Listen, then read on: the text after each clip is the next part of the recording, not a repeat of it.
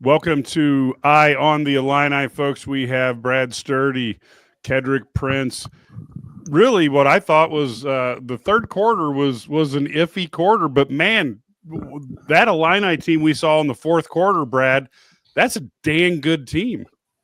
Yeah, I mean, after the first drive of the third quarter, when Illinois, let Michigan State march right down there and make it a one-possession game, it was a dominant performance defensively. I mean, you look at the fourth quarter, they had, I think, 3 consecutive 3-and-outs there after converting those 2 fourth downs on that drive, and I think that's where that's the progression they've made. I think also getting Scott back in the game after sitting out, they didn't have him in on that first possession, and then he comes in. He did make a difference, but this is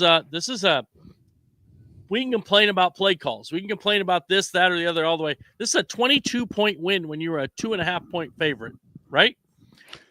I mean, at some point you got to say, all right, we're 7-3. That's good, and we just did what we were supposed to do on Saturday. Brad, my thoughts exactly. We can pick it apart. I'm going to say I'm concerned about the offensive line and the sacks. Only reason I'm saying that, to start the fourth quarter, I thought Luke Altmaier was going to get hurt with one injury away from that happening. But at the end of the day, when you look at the big picture, it flat out, it's 7-3. They got to win in November. Typically, if you cover Illinois athletics and if you're a fan, you lose. They lose these games. I mean, they lost to Michigan State a couple years ago. He's growing a program, and one of the things that they talked about for the people who didn't go to the game, why Beetle was having so much success, is because he can put guys in the NFL. So 7 wins, and they have a chance to win 2 more, guys. This is exciting. This is what we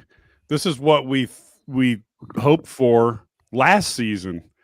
And maybe it was a year in coming, but I think it was pretty darn interesting. And I do think we noticed Jason's comment, which I had to throw up there. I agree I don't disagree with Jason there. And I actually tweeted, if you remember, before that play, I said we should blitz here. We need to blitz on display. We rushed 3. Oops. Well, the funny thing is when they apply the pressure and you tell Gabe and Seth Coleman to attack. Holy cow! They were quite the rush there, kid. They looked really, really good. This was the first time in a long time where I've seen the Illinois defensive line just dominate. I mean, I believe the quarterback was sacked. I could be wrong, but I think Charles was sacked 6-7 times, maybe 5, 6, 7 times. We've not seen that in a long time from the Illinois defensive standpoint. They brought the pressure today. They got stops when they had to. Sure, you gave up 343 yards, but you only gave up 16 points. You got stops when you had to. Yeah, 5 sacks, 8 tackles for loss. That's exactly the kind of performance you want from your defensive line. I always struggle when they put them out in coverage. I'm like, these guys are so good at getting to the quarterback. Let them go get the quarterback, right? Yeah, do you remember that time Lawrence Taylor went back in coverage? Because I don't. He did once, then they fired that coach. Yeah, exactly. No, it's weird. Well, and I'm a little bit of a homer for Josh McCray because he's a good kid. He's fun to watch, and 2 season-ending injuries, and watching him get the opportunity, that was a huge run, that 30-yard gain that kind of really broke the back. I think at that point Michigan State knew it was over, but. What do you guys think of seeing Josh have this type of excitement and success?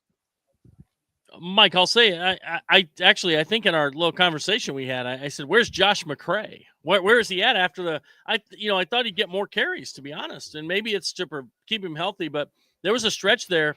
I was like, "Where did he go?" And he ends up with 9 carries, but most of those were the goal line carries at the end. He had the 130-yard run kind of at the end. Most of it's the goal line. At the end of the game, and I was like, where's this guy when you need, you're on the 45-yard line, you need to get a first down, just move the change and control the ball. I don't know. I think he could maybe get a few more. Maybe there's something we don't know. Maybe he does. They're trying to not have him have a season-ending injury. But man, I liked him of all the backs today. I thought he ran the hardest, ran the best. I'm really happy for Josh for a number of reasons, and here's why. I think, I could be wrong, but I think he's Brett Bielema's first recruit at Illinois. And I do think they're trying to protect him, Brad. They were just one injury away. He's the big guy, that big back. And, obviously Caden Fagan is gone, so they're going to need him against the more physical team. So protecting him right now is not a bad thing. I think it's smart from a coaching standpoint. And a couple of games ago, when Josh had a great game, we saw how emotional Brett Bielema got because, again, he was his first recruit, and he's been through so much. And he's still fighting, and he's still playing. He's not pouting. He has good body language. So I I'm happy for him. But if that's what it takes to win games and you're not, giving him the ball 30, 40 times a game right now, I'm good with that. Perfect. Yeah. And I got to be honest with you. I thought Luke Altmaier he was definitely more, I don't know how to say it, but he was more precise in the second half. Well, I also thought he got rid of the football. The offensive line did not do him any favors, and he was getting hounded early. Just media, guys just running free. He didn't get sacked one time. He threw the ball away instead of taking the interception, taking the sack. As you look at that, they didn't have any 3 tackles for loss total on running plays, but there were no sacks again for Michigan State. And I understand they're not a great defense at getting sacks, but they did put pressure on Altmaier. He stood in the one play I thought was awesome when he hits Pat Bryant. And on that, he just took that hit, stood in there, took the hit him deep for the big play there. But I thought Altmaier was great. I'll say, do we appreciate Pat Bryant enough? I mean, how good he is. He seems to be open all the time. He only had 4 catches and 7 targets, but I think some of that was just the pressure Altmaier was under. If he'd had more time, I think he would have hit him many times. He had 135 yards touchdown. Zachary Franklin. They have 2 NFL wide receivers on the outside. If you give Altmaier time, he's going to find those guys. They're going to get open. They're going to make big plays, and so that's where that's an impressive duo right there on the outside. You talk about numbers, Brad, with Pat Bryant. He had 135 yards receiving, 1 for 57 yards. And Zachary Franklin, who hasn't found the end zone much like he did when he was at UTSA, but he has 7 catches for 44 yards. They get open because they run really, really good routes. They're precise in their routes. They plant, they push off. They're really, really good at that, which is going to translate well to me at the next level in the NFL. Because both of those guys, I believe, will be playing on Sundays. But again, 135 yards passing. And Luke, not that this is a bad number, he was 19 of 32, and a lot of those he threw away just because he didn't take the sack. If there was one improvement I'd like to see him make sure is to get rid of the ball quicker. When you're sitting in the press box, you can see guys that are open, but sometimes he misses. He still has a tendency to stare his receivers down a little bit too much. But I'm not nitpicking. Those are just small things that I see that they could get better at. Yeah, the other thing is, and we threw up a comment there, but somehow the offensive line, obviously you're not going to fix it this season. But Brad, are we just waiting one more year for some of Bielema's recruits to get big, fast, and mean enough, or is there just is this just one of those unsolved mysteries that we're going to have, somebody going believe it or not? They have to get better. I mean, there's no question. Maybe it's getting more talent. They've added some guys in the portal this year, and I think they're going to have to either decide that these young guys are going to be the guys and develop them in the offseason, but they have to be better. There's just no question, because you have to do a better job of being able to run the football. And I understand that they're kind of running it up those I don't know, behind those short yardage or those first and 10 plays where you give it to Lawfrey to run right up the gut. I mean, if you have a dominant offensive line, I get it, but they don't. I mean, and so it just seems like that's not the right play a lot. So this offensive line doesn't give Barry Lunny a lot of options for what he can do offensively successfully. So I think he has to be better there. I will say the one, we mentioned how, Aaron Henry gets a lot of flack sometimes. He did the second half. I thought they were great after the first drive. The other thing I'll say, the Illinois special teams had Fabrizio Pintone is punting, today. I don't know why that was. I haven't heard that yet. did a really nice job punting, and Hank Beatty did a great job on those punt returns. I mean, he had 6 returns, 74 yards, a 25-yard return there. Had one return that would have been longer except for a penalty. I thought, Illinois actually having a punt returner that's gaining yards is pretty cool. It really helps them with field position in these field position battles. Mike, I'm going to talk about the offensive line. There has to be improvement in the offseason. They have to make strides to get better. Brad hit it right on the head. I mean, this is what it is. They're 7-3. You're 10 games in, and we've talked about the offensive line. It's not going to change now. The problem is it is tough for Barry Lunny. Good teams are able to run the ball up the middle sometimes to get 5, 6, 7, 8 yards. They haven't done that well all season. So it's not going to get better. So they have to recruit better or find ways to get it done, because I think the offense will be better overall if you could do that. But they just haven't. And other teams have mastered it. They've been able to do that for some reason. And it's shocking because Bielema is a really good lineman coach. And this is something that I know that's dear to him. But I can assure you in the offseason, it probably will be addressed. Well, my thought was especially what would this team look like without Davis and Priestley out of the portal? Holy cow, this could be a disaster where we wouldn't know how good Pat Bryant is because Luke Altmaier would be in the hospital. At Luke, I said, one of two things going to happen here. Luke Altmaier's going to, struggle, or he would be dead, one or the other. So I'm glad neither has happened. Thanks to those guys. But, and then the other thing is Brandon Henderson's obviously a guy who could get more time. I don't know. I think he'll have to next season. But, it's interesting. That's the one hole. The defensive line, they lose a guy like Johnny Newton. But they've been pretty solid. Again, they hold them to 87 rush yards, only 3.1 yards per carry.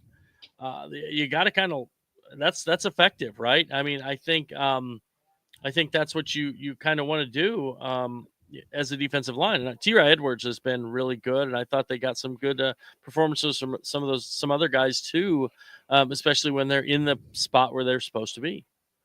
I want to talk about Gabe a little bit. I don't know what happened, but the last 3 or 4 games, he's kind of been different. I don't know if somebody, told him or challenged him, but he's been aggressive. And I tell you what, quarterbacks are running from him, which is good. We know as a freshman how good he could be and how good he really is.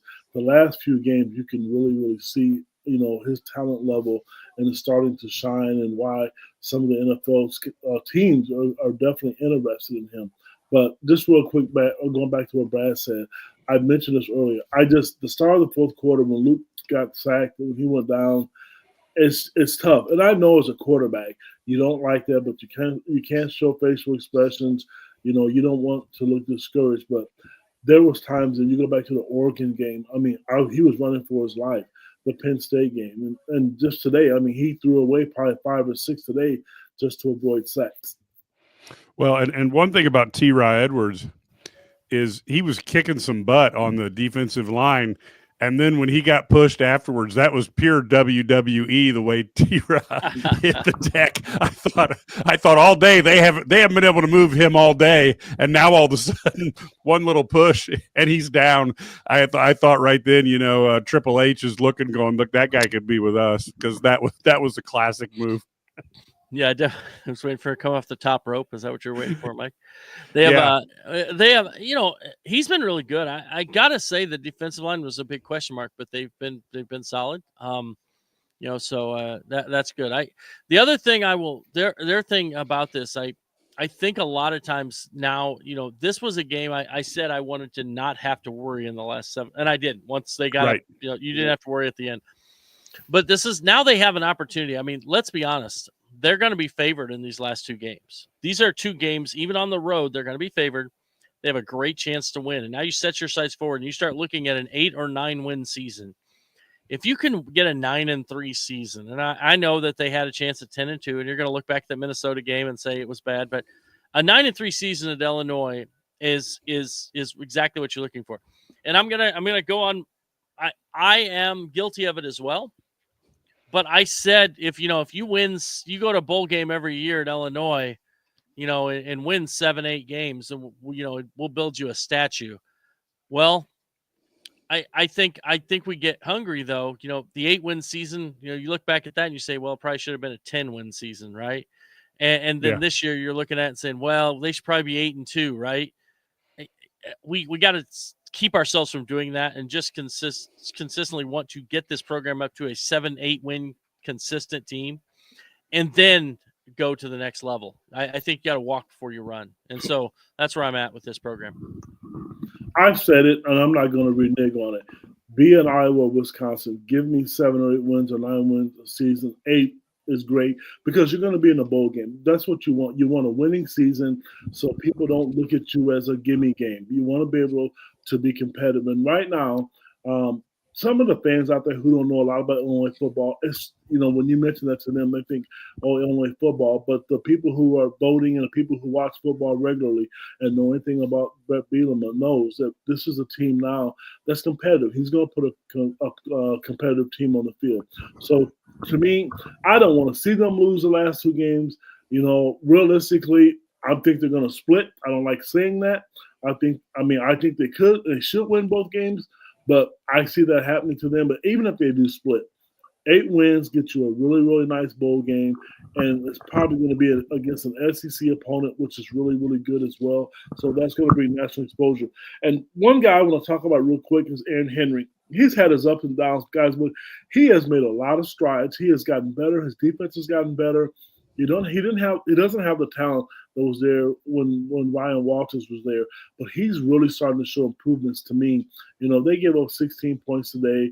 They went to Penn State. They played well, which is a great team. They didn't give up 40, 50 points like they have in the past. So we should start giving this guy some credit because he's learning on the job and doing a really good job. Hey, yeah, can I say something about that kid? You talked about a really good bowl game. If, as we think, there are 4 Big Ten teams in the college football playoff, right? 4 Big Ten teams out of the 12. Who, if you look at it right now, the only team in the Big Ten with 3 or fewer losses outside of those 4 is Illinois. They could be the top choice to go to a New Year's Day bowl game down in Florida. Yep. That would be pretty cool, right? They're the only Big Ten team. I talked about this in my heat checks last week. They're the only Big Ten team outside of the top 4 that has a shot to win 9 games, which gives them a little bit of marquee value when you're going up against, because folks, the SEC could have as many as 7 10-2 teams. So you need somebody with some wins to go up against them, and the Big Ten is not doing that much. And even if you look at what Illinois has done this year, they do have 3 losses, but all 3 teams they've lost to will be going to bowls. It just happens that Oregon and Penn State will probably be going to the CFP. And then if you look at Minnesota, they did get their 6th win, so they'll at least be a bowl team. So yeah, I'm not sure I want that matchup with Georgia though. That's exactly what I was thinking. You know, I'm not sure I want to play. Although it'd be cool. There'd be a lot of people watching. I don't know if I want that. I may play all reserves just so they don't get hurt for next season. I don't know. But you know, that's still a great honor, you know, to have that opportunity, have that on the table, you know, and it would be, there. Fedigator. Well, I mean, that's exactly what I was thinking, though. I have to say that's exactly what I was thinking. If Fedigator says it, then it must be true. So it looks like Citrus Bowl with Georgia. So we could, you know, maybe we could get something like, you know, we'll have maybe they should just go 8-4. We'll have the Illini guys Tums halftime show. Oh God! You got to believe. I think if they play them and if they upset them, you're all going to eat your words, fellas. Anything's possible. It's college athletics. Oh, maybe all the Georgia guys will sit out because they're going to the NFL. There's always that chance, right? Although I don't know that we want Beck to sit out. Yeah, Beck needs to show up because I have no. Because he might hit Scott 3 times in stride. That would be exactly what the Illini football program needs. You know, here's this team that nobody thought was going to be better than 6-6, beating the team that was supposed to win the national title on New Year's Day. Yeah, and then they'll lose their opener next year to, you know, Directional U. So no, I'm just teasing. They won't. But no, I hope. And so, but no, I do think that they're an opportunity to get a great bowl game, win these 2 games, get to 9-3, and let everything else take care of itself. it's fantastic. Such a fun situation for Illinois here. I mean, they are in a really good spot at 7-3, much better than we thought. I mean, we did our predictions for the season. I mean, they're on the radio show, they're on the website, everything. And I said, I was thinking 6-6. I said between 5 and 7 wins. They're already there. They're at the top end of that. I don't think anybody said 8 or 9 wins. I think I said 8, but we have to go back and check tape. Yeah. I might check tape. Ked, we're going to have to check. Ked's got that I'm right face he's getting. Check tape. I'm pretty sure he's wrong. I'm pretty sure it was 7. Hey, the other thing, guys, is this is going to be good for recruiting. They're starting to flip guys in terms of recruiting, which is going to be really, really nice as well, because in the past, other teams have been able to use that against them. So this is a program, a momentum builder, and I don't think, and I will say this, and this one's going to go on record, this isn't a one-year wonder. He was hired to build a program, and Illinois is building a program. He's not going out getting a bunch of fifth-year seniors and guys transfer portals and then have to start all over again. He is building a program, so I think the fans should be happy. And you know what? You're not blowing everybody out every week. Today, they were lucky enough to put up, 31 points or 38 points. You know what? And that's been a long time since then. You know, when we make our predictions, none of us ever put up 30 and 40 points because they don't do it. But at the end of the day, like Brad mentioned to start this show, 7 wins and the possibility of getting 9. You know, I want to bring something up because for folks who don't know what IlliniGuys.com is, of course, Brad and Ked have covered recruiting for decades, and they're more famous for basketball, but they also have tons of connections in the football area. I want to ask you guys a little bit about what Deion Sanders said this week. He talked about, why am I going to recruit a class of freshmen where only 4, maybe 5 guys see the field when I can go and get guys out of the transfer portal who are going to play? And what I think he is essentially doing is he's taking the roster from there we are going to a mirror here. He takes the roster from 85. He's collapsing it down to 45 players every year. Is there a way, when you think of what Deion has said, and then you couple that with what Signetti has done at Indiana, although in fairness, bringing everybody from your old team makes it a little easier. But is there an argument that maybe, you don't get quite as many guys in year one as freshmen, and you bring in, you got to be good, but you target guys in the portal who you think are difference makers, particularly at a lower level, and you bring those guys in, and you still might have 4 or 5 studs that are going to play, but you beef up your roster a little more. Is that something, Brad, that's going to be more often done around the country? I think it's possible. At the other end of it, though, where's your depth? Football's an injury-prone sport. I mean, people are always hurt, dinged up. Coming out for a play, you're going to put a freshman in there who's never played before and in a key spot because a guy's helmet got knocked off. I mean, you want a guy to go in there for that one play because they're going to pick on him, right? I mean, so I see his point. Now, I'm more of the approach where you take your guys, and some of them are going to leave, and you just replace people through the portal. I mean, there's going to be great options in the portal every year. You take 7, 8 guys in the portal every year, build your program that way. I think that's an easier way to do it, or a better way to do it long term. Because what do you do if you're relying on taking 20 guys in the portal? What do you do if there's not really 20 guys that you can get? I guess if you have crazy NIL, you're a Georgia and Alabama. I'd say Illinois is never going to have Texas, that. Ohio State, Michigan, whatever. Michigan offering a guy $10 million to play quarterback. If you're one of those teams, maybe you can do that. I don't think Illinois can do that. I think they have to take a different approach and recruit high school players. And hopefully they can play by their second year, or you might get some guys who are freshmen who can come in and surprise. And I think Illinois has done that. Even underrated kids have come in and been competitive as freshmen. Not all of them. There's a lot of them who are really highly regarded that have taken a couple years before they've been able to get on the field, and then they're fine. But yeah, that's my approach. I think that's the way you have to do it. I think Deion's different. Deion doesn't want to go out and recruit high school kids, though, because he'd have to go to games and go to camps and go watch kids, and I don't think Right. he wants to do that. I'm going to take a different approach. I know basketball and football is different, but Brad Underwood is doing exactly what Deion's doing. And he's done that, and he's been successful at it. The one thing that Brad is right about, the injuries are a lot more prone to happen, but you can do that. And if it was me, I would go out. I'm a big fan of the portal, and I've said this from day one.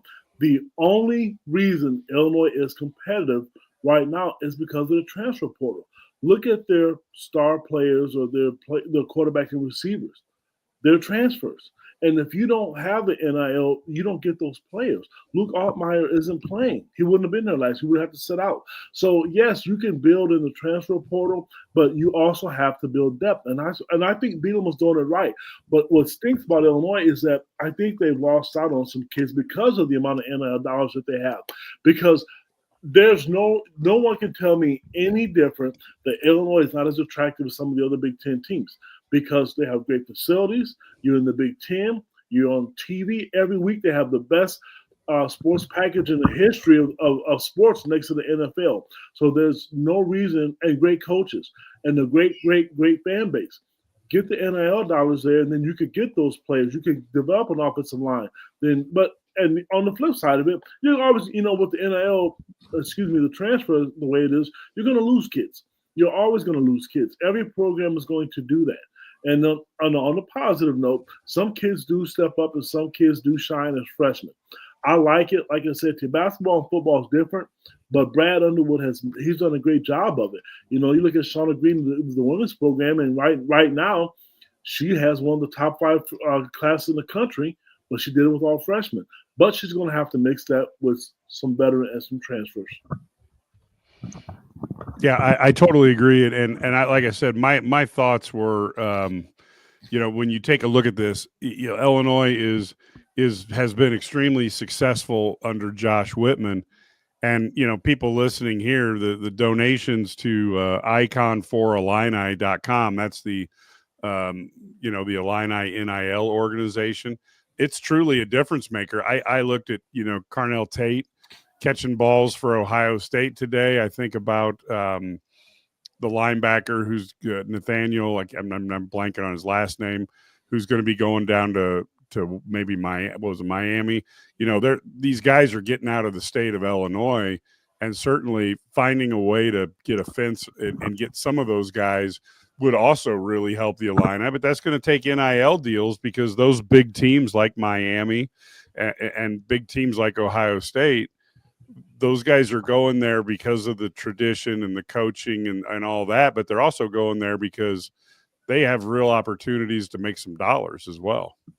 Yeah. I mean, to your point, I don't think, obviously we said basketball is different, and also Illinois football is in a different place than Illinois basketball in the pecking order. But you look at who are the top 4 teams in the country, and you've got, number 1, Oregon, transfer portal quarterback. Ohio State, transfer portal quarterback. Number 3, Texas, transfer portal quarterback. So Indiana, go down the list. I mean, Penn State has Drew Aller, but I mean, I think that you see that. You go out and get the best guys. The best programs are going to get the best guys. That's just the way it works. So it's probably no different than recruiting was previously. I guess the best teams are going to get the best players, and there's a reason they have the most NIL. And Ohio State can back up a Brinks truck and give it to anybody they want, which is good. But on the other side, I will say this from an Illinois standpoint only. I'm selling the NFL. Brett Bielema has played in the NFL, and he has a proven record. If you play in his system and you get better, the player development is really good. When I talk to recruits, that is big. And I see that so much more now than I have 100 years ago when I started doing this. They really, really care about player development. Some of these kids, they bet on themselves. They know if they get better and they get developed, they know they have a chance to play at the next level. So that matters. And Illinois sells that. And they do. They have a good strength and conditioning program. I'll use a kid right here from my own area. Cole Rusk is he's a tight end. I golfed with that kid in June, and I saw him on the field a couple weeks ago. He looks like a different man, and he's only been down there for a few months. Perfect. Well, folks, I tell you what, we are getting to the end here of this show. Next week, Illinois plays at Rutgers on Saturday. the 23rd. Another streaming service, folks. So those of you who are still trying to come down off the emotional high of watching the buffering screen for the Mike Tyson fight on Netflix, you get to watch Peacock, and I'm hoping that we will see nobody walking around in their jock in the locker room after the game on Peacock, because I've seen that in boxing. Are we I going to be didn't more need to. appreciative? Are we going to be more appreciative of Peacock now after watching that Netflix debacle? It's like, oh, Peacock, you guys are 65 million households were trying to download that. Wow. Yeah, it's crazy. They couldn't keep up. Just couldn't keep up. Yeah, exactly. And wait till they get the WWE now, they'll never be able to keep up because Michael downloaded 65 million times. So. Just by myself. Yep. Yes. So we have that. Now I will tell you, folks, this week, of course, you're going to see a ton of stories from the Illini guys. We're going to go live in the next probably 15 or 20 minutes where I will have Matt when he gets out of the locker room. So be looking for that. I will try. Ked and Brad are going to go on to their normal lives. I'll try to put out a tweet, and hopefully those two guys can send it out to their folks, who are following them. And of course, if you don't follow any one of us, doesn't take very long to grab our Twitter, or I'm sorry, our X addresses down below. Give each of us a follow so you don't miss anything. Monday night, we will release a podcast with Brian Fonseca, who covers Rutgers. So we will give you all you need to know. If you listen to John Kirby this week, he basically everything he told us about Michigan State, it happened. The only thing is he was optimistic that they could actually win the game. So other than that, he was pretty accurate. So we'll have that. Of course, we'll have previews throughout the week. This is a huge week, folks, for Illinois to go 8. To get that 8-1 victory is huge. And I do think the other thing that we have to think about, and this will be final comments here, but Brett Bielema, he improves to 25-22 during his Illinois career. Since Robert Zupke went undefeated in 2 of his first 3 seasons at Illinois from 1913 to 1915, Bielema's 25-22 start is the second best through 47 games, behind only Mike White, which, of course, the 3 of us on screen here got to experience that in our high school era, and it was spectacular.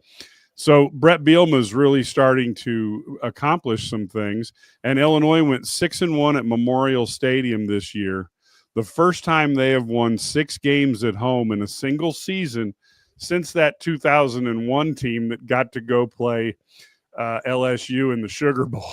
So hopefully that's not going to be a little bit of foreshadowing there. But there's a lot of things that are good that are going on with the University of Illinois. That's why we talk about, icon4illini.com, where your average Joe can go there. And if you happen to know a billionaire who would like to donate, please direct them to that place, because other people are going there as well. So, got Mark Cuban helping keep that football program going at Indiana. So we don't want Illinois to not be supported. Brad, you got any comments that we can close this off with? No, I think they're in a good place. Got a great opportunity here to close out this season. They're a little bit had that bye week. It seemed to help them get a little fresher, and now you just go take care of business at Rutgers, a team that's been on a struggle bus offensively for sure, of late. So yeah, take care of business 1 game at a time. Get to 8 next weekend, and we go from there. Ked, you got any final comments here as we wrap up this football instant take? Yes, 7 wins in November. That's the key. If you can win both games, that's great. We talked about the benefits of winning both games, but if you win one, lose one, it's still a great season. And going into the season, people really need to take a step back and think, how many wins did I really predict? Because we looked at the schedule. I mean, Michigan was a team that, let's be honest, we didn't think that they were going to win, and they did. Not the Michigan of old, but they won the game, and they beat the teams they were supposed to beat. Minnesota, yeah, that stings a little bit, but I'm impressed with them. I want to see them continue to build. That's what it's about. I don't want to see one-year wonders anymore. Perfect. That's a great way to wrap that up. And of course, one other thing, folks, we will be back. We will be doing the halftime show and a post-game show on Wednesday night when the Illini face Alabama at the neutral site of Birmingham, Alabama. So that game is going to be a big one as well. So a lot of coverage here at the Illini, guys. If you enjoy what you've seen, it's only $99 a year. You get all of our content, but the most important thing is you get the message boards. That means you can go back into the message boards and communicate with thousands of other Illini fans. But more importantly, you can ask Brad and Ked questions directly. This is not a passive experience being an Illini Guys subscriber. You can actually interact with Brad, Ked, Matt, Larry, myself, and get actually, like, you think, hey, what did you mean by what you said? And we can actually tell you, or you can disagree. People do that all the time, but it's a lot of fun. It's a give and take. We would love to have people jump on and be a part of that as well. So go to IlliniGuys.com, and all you have to do is register, and you get 6 days for free to kick the tires. On the 7th day, you pay the $99 for the year. It's a huge value, 27 cents a day. We'd love to have you as members, and this is the time to get on board, because you're going to have the transfer portal heating up for football. You're going to have the run for a bowl game, and the basketball team is going to be growing bigger and stronger. What they look like now is not what they're going to look like in March, and you want to be there. And then as soon as that season's over, you get the transfer portal again. There's going to be a lot of fun. So until we see you in a few minutes, be watching at Mike Kegley on Twitter, and you'll see us go live with Matt and I. He will have comments from the coaches and from the players. Until then, go Illini.